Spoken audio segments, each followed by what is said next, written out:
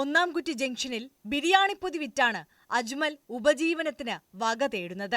ഇതിനിടയിൽ വയനാടിനായി നാടൊന്നാകെ കൈകോർക്കുമ്പോൾ അജ്മലിനും എന്തെങ്കിലും ചെയ്യണമെന്ന് ആഗ്രഹം. അതിനായി തന്റെ ബിരിയാണി കച്ചവടം തന്നെ തെരഞ്ഞെടുക്കുകയായിരുന്നു. ഒരു ദിവസത്തെ വരുമാനം മുഖ്യമന്ത്രിയുടെ ദുരിതാശ്വാസ നിധിയിലേക്ക് നൽകാനായിരുന്നു തീരുമാനം.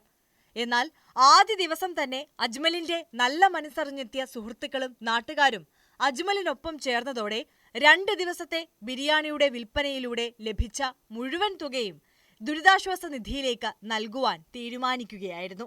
ഇപ്പോൾ അനാഥമായ ഒരുപാട് കുടുംബങ്ങൾ, നഷ്ടപ്പെട്ടു പോയ വസ്തുവകകൾ, ജീവിതങ്ങൾ ഒക്കെ ഉണ്ട് അവിടെ. അപ്പോൾ ഇനി നമ്മളുടെ എല്ലാം ഒരു എഫേർട്ട്, കേരളത്തിൻ്റെ ഒരു എഫേർട്ട് എന്ന് പറഞ്ഞാൽ ആ സ്ഥലത്തെ റീബിൽഡ് ചെയ്ത് കൊണ്ടുവരിക എന്നുള്ളതാണ്. അപ്പോൾ ആ മനുഷ്യരുടെ എല്ലാം ഉള്ളിലുണ്ടായിരിക്കുന്ന ആ ഒരു ആശങ്ക അകറ്റി, ഭീതി മാറ്റി അവരെ നോർമൽ ലൈഫിലേക്ക് തിരിച്ചു കൊണ്ടുവരാൻ വേണ്ടിയാണ് കേരളം ഒന്നാകെ നിൽക്കുന്നത്.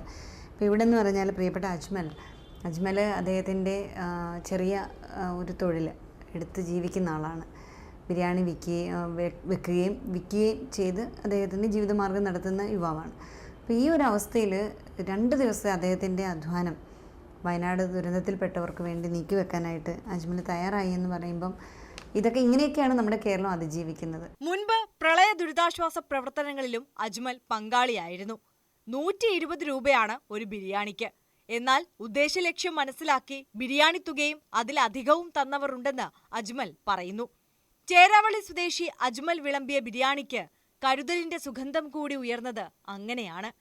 2 ദിവസത്തെ ബിരിയാണി വിൽപ്പനയിലൂടെ ലഭിച്ച 5000 രൂപ മുഖ്യമന്ത്രിയുടെ ദുരിതാശ്വാസ നിധിയിലേക്കായി കായംകുളം MLA അഡ്വക്കേറ്റ് യു പ്രതിഭയ്ക്ക് കൈമാറി. മാതാവ് ആരിഫ, ഭാര്യ നെഹ്നു, 4 വയസ്സുള്ള മകൾ ഐറിൻ, 2 വയസ്സുള്ള മകൻ അയാൻ എന്നിവർ അടങ്ങുന്നതാണ് അജ്മലിന്റെ കുടുംബം. അജ്മലിന്റെ നല്ല പ്രവർത്തനങ്ങൾക്ക് കുടുംബവും പൂർണ്ണ പിന്തുണയാണ് നൽകുന്നത്. ന്യൂസ് 18 കായംകുളം.